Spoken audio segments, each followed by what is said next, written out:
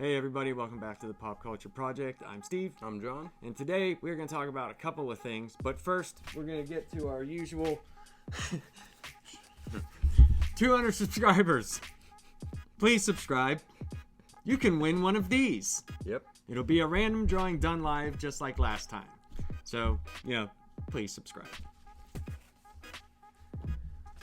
Alright, so the first thing we're going to talk about is the MCU put out a new show for one of its more underused characters, Hawkeye, and he's underused in his own show. Very much so. This is basically a story of Kate Bishop and a little bit about Clint Barton. A little bit. So they released 2 episodes, right? Yeah, two. Yep. I believe there's 6 altogether. And I'm just gonna let you go. And what did you think? I thought it was extremely slow.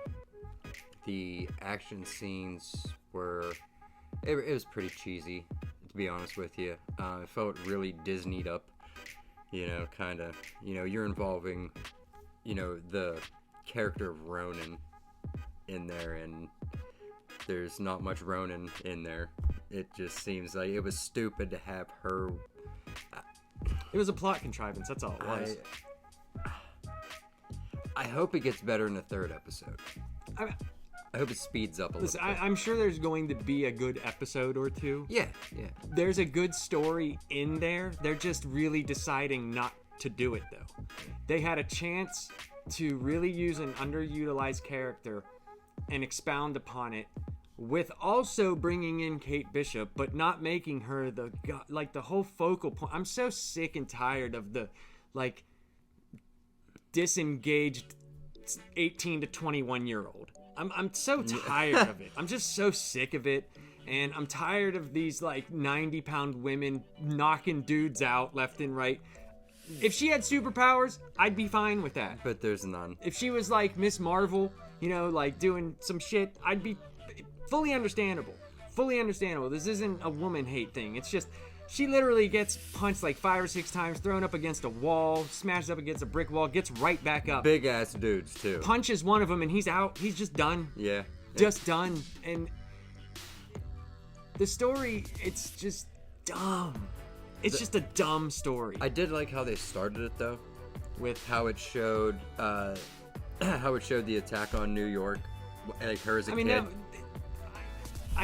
I don't even, for me, I don't even care about that because I've seen it. We've seen what's happened from that point of view. I'm not saying that it's not important. It obviously is her motivation. But for me personally, I don't give a shit. I don't care. You could easily tell me I saw you whenever the attack on 2012 happened. It's like they're doing the opposite. They're showing shit that we don't care about and telling us things that we should be seeing. That we should be seeing, yeah. And that's just my opinion. I don't, if you like the show, anybody out there, that's perfectly fine. I'm just really getting tired of the MCU, to be honest. I've ever since Endgame, to me, and it's not the fact that there's new characters. It's not even that. It's just the piggybacking and all this stuff. Seems like a lot of lazy storytelling. Yeah, dude. Since then. It just sucks. And, Hawkeye, I hope to God that they show him a little bit more in-depth in this, a little bit more involved. Because, I thought that Jeremy Renner did a hell of a job for a character that I didn't give 2 shits about before the movies came out. Yeah, he's good. He made it interesting, and I really liked the character of Hawkeye in the movies. But when he's on screen, yeah. And if they're gonna kind of make him play second fiddle to this, I just hope they don't. There's scenes that they ripped right from the comics, but then gave it to Kate Bishop. Like when she rescues the dog. That's Arrow, if they're going with it, and that's what Clint did. They're just yeah. And it's just and these MCU apologists that love everything that they do they do not have any objectivity whatsoever. My wife loves this stuff, okay? And she looked at me and went, "This sucks." Yeah. And I'm like, well, there's your answer, because she's one of the people, I liked this. I liked Shang-Chi. I liked this. And I'm just... Yeah, Dana actually kind of liked this. and it's kind of painful watching shit with her sometimes because like she saw Ronan, and then when he took his oh my god, he's Ronan, and I'm just like, babe, didn't you pay attention when we were watching like all the movies together? But she liked it. I was really interesting how that Ronan outfit fit a 90-pound woman perfectly. Yeah. I didn't get that. No, because it's stupid. The whole thing, like, so she gets the.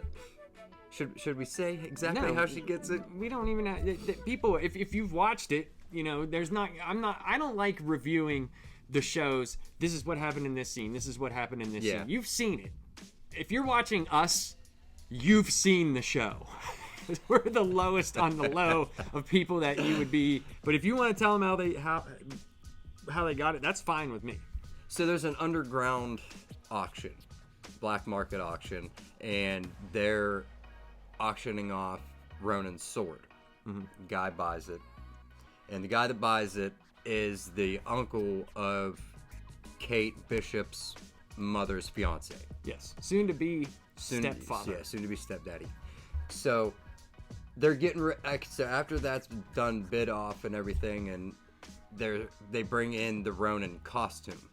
And then right when they're getting ready to auction that off, boom, the wall blows up and the tracksuit mafia or whatever they're looking for a watch. Called. Discard everything else. Yeah. We need this watch. A watch. And all of these items came from the Avengers compound. Yeah, that makes absolutely no sense. But could explain how we see Electro in the No Way Home trailer with the Stark tech.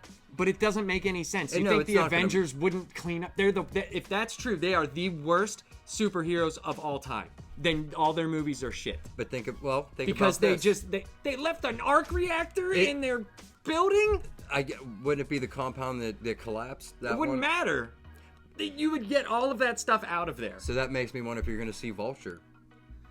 Just that they would. I bet you they make that the connecting point from the Stark tech, because doesn't he clean up shit after the Avengers come in and fuck it up? Yes, but what we saw was what the Stark's people outbid all of those contracts, and he had to go in and steal them. Yeah, and he was the only one doing it, and that was before the blip. Yeah. So what? It's been there for 5 years. No. Exactly. No. It's stupid. It makes no sense. It's fucking stupid. I'm sorry, it is. It just doesn't make any sense. Like, the superheroes would not do this. They would not do it. Like, when Batman has, like, houses all over the place, and if someone even remotely gets near him, he blows them up. Starts over. Can't let anybody get my tech. Can't let anybody get any, inkling of who I am, what I'm doing, all this stuff. To me, it's just contrived. It's like, here's normal people. You get a chance to have this.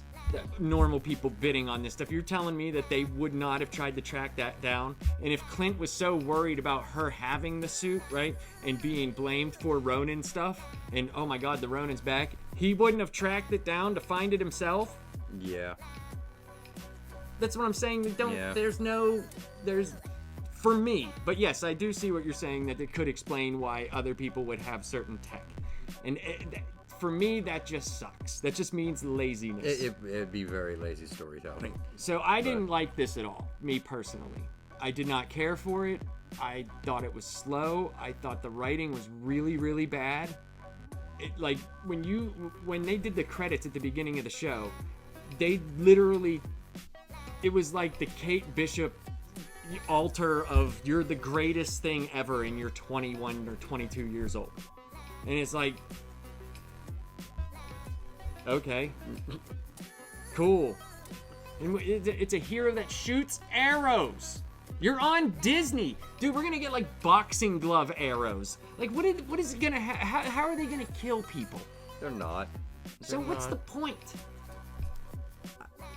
How useless are you? You're like Teenage Mutant Ninja Turtles, dude. She's gonna shoot ropes and chandeliers are gonna fall down, and she's gonna shoot things and little weights are gonna fly this way and knock a guy out. Yeah, you're not gonna see anything like that on Disney Plus. No. Especially not these days. And I just wish they would have they could have done easy stories. They could have done a Hawkeye backstory since they didn't do it in Black Widow. We could have found out what happened in Budapest. We could have found out this. They could have done anything. Yeah. Except no, they harked back to their most popular thing, which was the Avengers stuff. Showed the motivation from the Avengers. It's like, yes, we get it. We understand that it affected normal people. I understand. That was implied to me. Yeah. I didn't need to see it. Yeah. And I'm not saying that it's bad. I just thought it was going to be different. And this is one of the shows that I honestly didn't even watch a trailer for it. No, I didn't. I didn't watch or look for anything. And I was just let down. I hope it gets better. I'm still going to continue to watch it because even though I didn't like it, it's still a lot better than other stuff that's on television. Yeah, but that's saying a lot. Yeah, so I hope it picks up a little bit. I hope it picks up speed because there was one action scene, one, and a LARP. Oh, and a fencing scene where he's lying.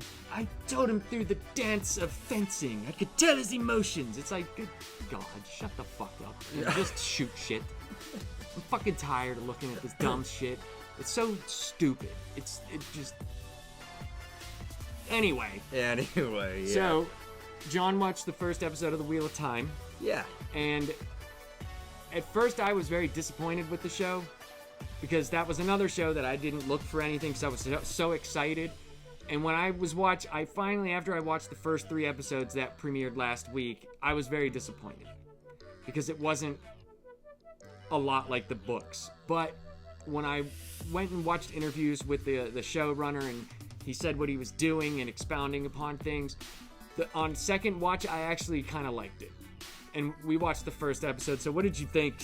I'm hooked. Oh yeah? I'm straight up hooked. Yeah, this show, it's basically everything you wanted to see in Game of Thrones, but didn't. Like you said, with the magic and, well, not really magic. I would say, yeah, well, you could say magic. I would say yes for the magic part. Yeah. The characters... Game of Thrones to me was more of like a character study because they really harked on the characters and their growth and stuff like that. This in no way, in my opinion, is as well written as Game of Thrones. Not even close, but it's different. Yes. It's like Lord of the Rings meets Game of Thrones mixed in with his own stuff. Even though these books came out before then, I believe. I can see this as like a live action D&D. Yes. Kind of. Yeah. Yeah, kind of story. It's entertaining, very much so. And the character design on that with the Trollocs. Yes. Yeah, those things are badass looking. Yes. And I'm hoping to see more things along that line. There are. So, there's Fades, there's Gray Man, there's so much stuff in that world. And I know it's hard. Some people it's very hard to read because the books are so daunting, and they're like 900 to 1,000 pages long. You know, and you look at something like that and you're like, okay, right. Yeah. But once you literally get to like the middle of the first book, some people comparing it to other books, they look back and they go, oh, this wasn't as good as this book or this book. But for me personally, the first book is a great book, The Eye of the World. I loved it. But from the second book on, like the second, third, and fourth book are fucking incredible. Like the pacing is so fast. The fighting is amazing. I loved the way that this show was shot. Like when they were fighting the Trollocs and stuff, you could feel the way that Moiraine was using her weaving. That's what, weaving her stuff.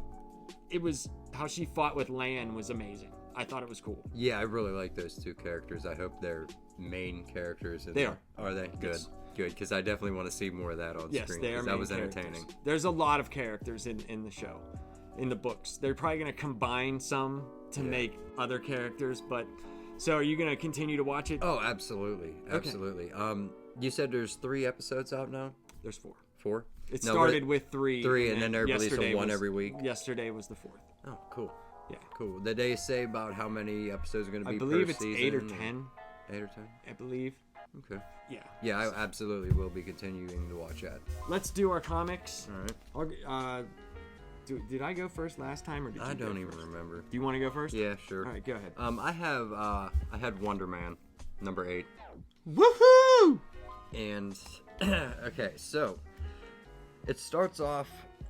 It says that the Kree and what is that? The Shi'ar, Shi'ar. Yes. They're at war, and they we are. see a big ship in the background, and we see Wonder Man, Thor, Wanda, and Vision. Oh. And they say that Empress Lilandra has agreed to meet with them, and then we see the Starjammers come up. Sweet. There's a lot of cool people in this then. Yeah, I thought so. Yeah, this was definitely. I like this. Lilandra was the Shi'ar person that was banging Xavier for a while. Okay. Like in the cartoon, you remember how he was like in love with that woman from space? Is that who it was? Who it is. Okay. Yes. Okay. So we see Corsair. He tells Lilandra that he's human and he's not going to let this giant piece of machinery that we see in the background go through his old solar system to get to where they need to go. And Lilandra had called this thing a portal that needed to be delivered through the Kree Stargate. Okay. Now, Wonder Man tells Wanda, he goes, I know weapons. He goes, I've been building them. I've been selling them for a long time. That's not a portal. So the portal launches, and we see Wonder Man grab Vision by basically the back of his neck, and they fly up towards the vessel that just got launched. And they're talking, and Wonder Man, this was kind of a boring part. It was like 2 pages of Wonder Man telling Vision about how he's upset that Wanda didn't pick him because Vision's whole personality is based off of his personality, so he's kind of pissed that she picked a fake human over him. So well, that's Wanda Maximoff. Yeah, you know, that character that everybody loves in the MCU that bangs robots. Yeah, there's a word for that. I don't know what it is. Yeah, it's called stupid. Wanda Maximoff. Stupid. Okay, stupid. All right, so then they're so we see Vision and Wonder Man on this ship, and they're met by the Starjammers, and they start fighting until Wonder Man and Vision defeat them. And that's a good team though, right there. Wonder Man and Vision. That's a strong team. They looked pretty. They took on 3 of them. They whipped them pretty handily, so it was a pretty easy fight for them. And they tell the Starjammers what's really going on with the piece of machinery that's being sent out, and basically tells them what the whole plan is. And what the plan is to send this weapon into the Kree universe and then detonate it, destroy blowing everything. Right. Basically destroying their entire galaxy. Mm-hmm. So they try, basically what they're doing is, so they convince them to not do this, and they say, you know what, we're out. We're not doing it. So then they're like, well, we got to get this ship off of course from this Stargate. And they realize that they're going too fast to alter their course. So what they do is they jettison the bomb off of the main ship, and it sends it flying, and the ship goes straight into the Stargate. Oh no. And then the final page in here, we see Vision. Well, you don't actually see him, but you see the Stargate, and you see the bomb floating outside, and Wonder Man says, now we're trapped on on this giant bomb in Shi'ar galaxy, and no way to get home. So oh damn. And it says to be continued in Avengers number 346. That's awesome. I did like that one. I thought this one was a really good story. So, would you read on to Avengers 346? Yeah, absolutely. To see what happens? Yeah. Yeah? Mm-hmm. That's great. Yeah, that's cool. And maybe mainly it's because it's characters that I knew. And that makes a big difference. It does. If you're not reading from like a number 1, yeah, it makes a huge difference if you know the characters. Exactly. And you can kind of piece together a backstory and understand why they're where they're at. They actually did a pretty good job on the first page, like telling about the war, and it shows all the characters here, and saying they're at this weapons facility, and Thor and Wanda really aren't in it, just except for that scene when they're talking. But the art looks good. Yeah, the art was really cool in this one. I did enjoy it. Yeah, I would definitely read more of that. Cool. So mine was Sabretooth and Mystique number 2. I actually went and read the whole thing. I went and read the other issues. It's this is 2 of 4, and it's written by Jorge Gonzalez, and art is by Ariel Olivetti. And I took notes. They do a pretty good job, like yours, by explaining what happened in issue 1. So basically, Sabretooth and Mystique break into a S.H.I.E.L.D. helicarrier to steal schematics to an onboard Hydra fortress where notes to a computer program capable of usurping the existing world are found. Originally belonged to the terrorist organization AIM, and they want them back. AIM wants it back. And they've been given an ultimatum to hand it over or die by the hands of AIM assassins. So when you get into this, they're already like in combat with these AIM techno assassins. Okay. So what happened before was Sabretooth was working for the CIA. He was an operative, and he had a partner who was a Mossad operative. And they were going to find this person, Destiny, who's this older mutant who has clairvoyance. She could see the future. And Sabretooth didn't know that the Mossad agent was actually Mystique, just morphed. So they went to go to this guy who had been killed by Hydra, and he swallowed this pill, or not a pill, it was like a microchip or something that had all the schematics and everything of this Hydra base. It was supposed to be an abandoned Hydra base that had that program in it. So they went and got it, and they were going to go destroy everything so that AIM couldn't use it. Mystique, while they're captured, Mystique gives the sign to Sabretooth. They start beating the shit out of the guys, and they make their escape, right? And Mystique is cornered, and she morphs into the Thing. It's pretty hilarious. There's this part where Sabretooth jumps out this one way, right? And they're actually in Mystique's safe house right now. And the AIM techno assassins got her cornered, and she just morphs into the Thing, thinking, hopefully they know it's just me morphing. I don't actually get his strength and all that stuff. I just can morph into it. And they don't buy it for a second. And she's like, crap. So she morphs into Angel, which is cool because it plays on...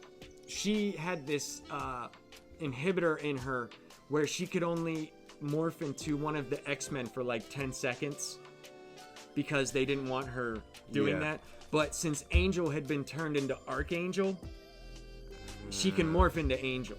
Okay, since he's technically no longer exists. Yes. Okay. So she morphs into Angel and flies out of the hole in the ceiling where Sabretooth went, and she's shot on the way out, but she detonates the safe house. So this book jumps from the past to present time a lot. So while she's on the ground, it jumps to the past. And they're somewhere near Jerusalem, and Mystique is drugged and lying on the ground. She's awoken by Destiny, who tells her she didn't know this rendezvous was going to be a trap, and that their captor, Catalyst, and I'll tell you about him, has Sabretooth and is deeply entrenched with Hydra. So Catalyst is with Hydra, and she's like, oh shit. And Mystique plans her escape once her morphing abilities come back, because there's like this grate up on the ceiling. So Catalyst is a mutant capable of controlling the rates of chemical reactions around him with just a thought. So he could literally like just, if you're close to him, he could make your heart explode. That's an interesting superpower. All this different stuff, right? That's really cool. So Destiny tells Mystique that Catalyst doesn't know of her abilities because she came in as the Mossad agent. Oh, okay. Because when Sabretooth and her went to go find Destiny, they actually found her hanging. And they saved her, and they all three were thrown into a cell. So when Sabretooth had been knocked out, and Catalyst was trying to get the information from them about the Hydra base, the abandoned Hydra base. Okay. Catalyst comes in to interrogate Raven, but Destiny tries to interfere, and she gets bitch slapped. Like, he just bitch slaps her. And gets taken away and tells Catalyst hers is the last face she'll ever see. He said, because she's clairvoyant, she tells Catalyst, you're gonna die, and my face is the last thing that you're gonna see. And Mystique morphs and gets Sabretooth, and she flies up through the as Angel? Yes, that's what she does a lot. Okay. So I mean, I guess if you were going to turn into somebody, I'd turn into somebody who could fly the fuck away. Yes, exactly. So, like, whenever they show the pictures of her as Angel, they show it as the Mossad agent because she has to morph back into the Mossad agent to not let Sabretooth know it's Mystique. So that's pretty interesting. She's, like, playing, like, 9 different games here. Nice. I like the art in that. Yeah, it's good. So they go back to the present day, where in the present day he knows that it's Mystique. She had ended up telling him. So when they had jumped out into the snow on from the safe house, the techno assassins follow right after the explosion, and they're right up against a cliff. And the assassins are like, "What the hell? He should be right here." And Sabretooth jumps out of the snow and just starts fucking them up, dude, and basically throws them off the cliff. Nice. So they die. Nice. I like Sabretooth. Yes. So after dispatching the guys, Sabretooth sets off to find Mystique, and he does, and they talk about AIM tracking them and still how they're doing it. They don't know how they're tracking them, and the only conclusion is it must be from Sabretooth's collar. So Sabretooth had a collar put on him by X Factor, and the only way that they're doing it, they must be piggybacking off of the signal. So that's how they found them at the safe house. And Sabretooth's like, well, the only way that we're not going to be tracked is you're going to have to free me. And she's like, oh, crap. You know, because he's insane. Yeah. So they get to one of her hangars where there's an airplane and takes the collar off of him. But she brings it with him on the plane. And he's like, why are you bringing that with you? And she's like, this is my insurance policy. She's like, if you even try to destroy this, it's going to electroshock you so bad that you'll die. And he's like, he grabs her and he's like, listen, bitch. I'm not down with this. This isn't cool. Like, I'm trying to help you. And she's like, you're a psycho. You're trying to help yourself. So they go and from the schematics they got from that thing when they dug out of the guy's belly in the first comic, they fly to the abandoned Hydra base, but they soon realize it's not actually abandoned. There's a ton of Hydra still there, and AIM is actually fighting them. So they get shot while they're trying to land, and it's an EMP. So they have no controls of the plane. So they crash land in the jungle, and she still grabs the collar. So if that EMP went off, that collar ain't worth a shit then, is it? I don't know. And she tucks it in before he knows that she has it. So they finally get to the bank around they call it the Citadel. That's what they call it. So I think it's kind of funny. So they get to the station and they see AIM is fighting Hydra. Offshore, about a mile away, there's an AIM submarine that's hidden from the station sensors. The AIM commander named Cypher argues with the tactical leader, his name's Ritter, about the escape of Mystique and Sabretooth, and he makes excuses, so she kills the shit out of him. She's just like, screw this. You're an idiot. So Mystique and Sabretooth decide to split up so they have a better chance to get what they came for, the program that can end the world. And Sabretooth basically wants to kill Catalyst. Okay. For torturing him and all this stuff. So he just wants to kill him. So that's his motive for being there? That's his motive for being there. Because at first it was to get that chip. And basically that mission went haywire when they got captured. And they found Destiny and that type of stuff. So Sabretooth gets overrun and he gets tackled into the moat surrounding the station. And there's a ton of piranhas in there. And they just start eating the shit out of him and the other people. So Mystique morphs into a Hydra infantryman to find the notes on Catalyst's access program. So she's trying to go find the program and where to use it.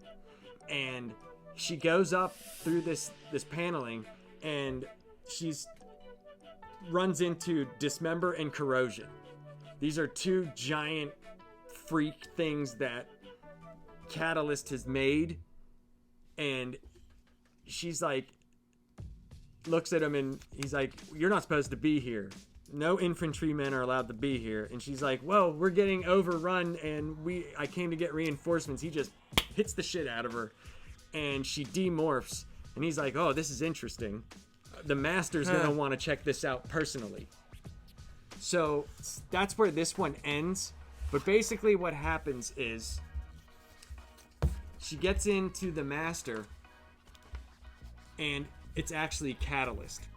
And they're like, this can't be because he's supposed to be dead.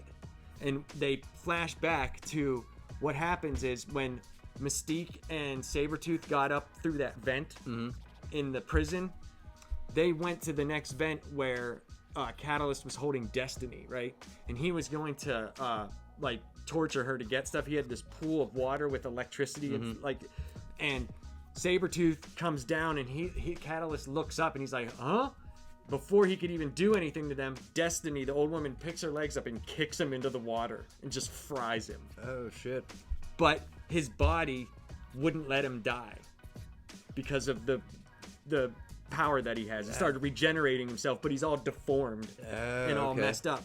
So the Cypher from AIM, that robot looking woman, she finally gets into the station and starts downloading the Access program to just totally crush everybody and start it anew so AIM could be the people that run the earth. And it ends up, what happens is Sabretooth and Mystique corner both of them, and Catalyst is like, shit, I can't win this fight, but I can save myself because I could always start over. It's better to do this. Well, while he was running away, Cypher realized that she couldn't actually hack into the Access program. She was just downloading a bunch of nonsense. And she's like, you son of a bitch. So got him. Sabretooth is trying to go after Catalyst, but Mystique is closer and the door is closing. She's like, no, you go here and take her. I'm going to get him. And he's pissed. He's like, I want Catalyst. So he ends up fighting Cypher, and she gives him like the villain ultimatum. She's like, look, you can either kill me or you can destroy this so that the Access program. She's like, I wasn't able to download it, but I started it. So the whole world is going to start World War III here in a minute. She's like, I got 4 U.S. submarines about to send a nuke to Russia. Oh, shit. So you can either do that or you can kill me. So he goes and does like an act of kindness, I guess, and destroys stuff. So Mystique follows Catalyst, and the big dude is there, the Dismember, and they start fighting, and the base around them is falling down, it's crumbling. So she tricks him and dodges one of his moves, and he gets crushed by the rocks. So what's awesome is right before Mystique goes to take out Catalyst, she morphs into Destiny. Because it was the last face, and then she takes him out and gets him in the water, and all the piranhas eat him. He's dead.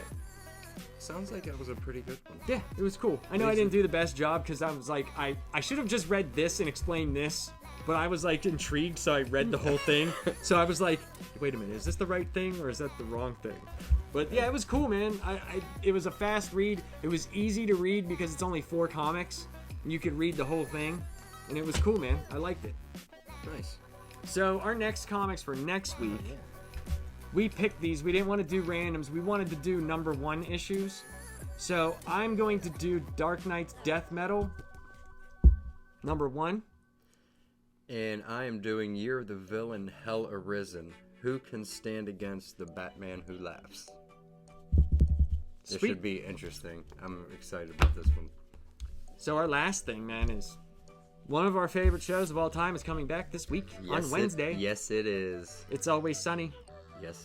It's going to be fucking awesome. It's been a long time since we saw Do you think they're going to pay off last year's season? If they don't have them meeting Nikki and Alexi at the bus station, I'm going to be pissed. You got at least a toe spoon. At least something to call, maybe some meat cubes. Something to call back to that. I hope they do. I think they will. Probably. Those guys are amazing. They're pretty good at that continuity type thing. They're pretty good at it. Yeah. But I'm excited about it. It's Always Sunny is one of my favorite shows. Yeah, that and Trailer Park Boys are probably my 2. Yeah, for comedy, those are my 2. Yeah, there's nothing funnier. I could watch those a lot. Yeah, in fact, I have watched those a lot. Yeah. I can't even tell you what my run through is on It's Always Sunny at this point. It's got to be a lot. It's at least 20 to 30 times run through. I mean, most of that was just like kind of on in the background while I'm doing other shit. But yeah, you know what we should do? We should do a review of The Nightmare. We really should. We should. Maybe we'll do that one day. Yeah. And if we can, I'm thinking it might be this week or it might be next week. Maybe it'll be next week. We might do the Batman v Superman. We'll do It's Always Sunny for next week, and then the week after we'll do Batman v Superman. Okay, yeah. And so, I got a couple of these random 10 packs. If you want to win one of these, you need to start commenting on our videos. I'm going to pick my favorite comments. You could comment about any of the subjects that we talked about here, but I'm going to give 2 weeks. 2 weeks? 2 weeks. If nobody comments, then nobody gets it. But if you comment and it's good enough and it's not stupid, then I will send you a random 10 pack. These are fun, guys. I've got so many of these. And I like how it's so random. There's just so many different types of comics in each 10 pack. Yes. And we got a lot of cool stuff. And remember, oh yeah, still got that to give away. I made the video for the Laps Comic Fan for Batman #1. You got to comment on that video. Which is awesome. Go check it out. If you comment on the video, you are automatically entered to win this 30th anniversary Dark Knight Returns collector set. That's really cool. Comes with the Dark Knight Returns mask and the graphic novel. So, it's pretty awesome. Yeah, I might have to go pick myself up one. Well, hey, man. We're out of here. Yep. See you All guys later. Peace!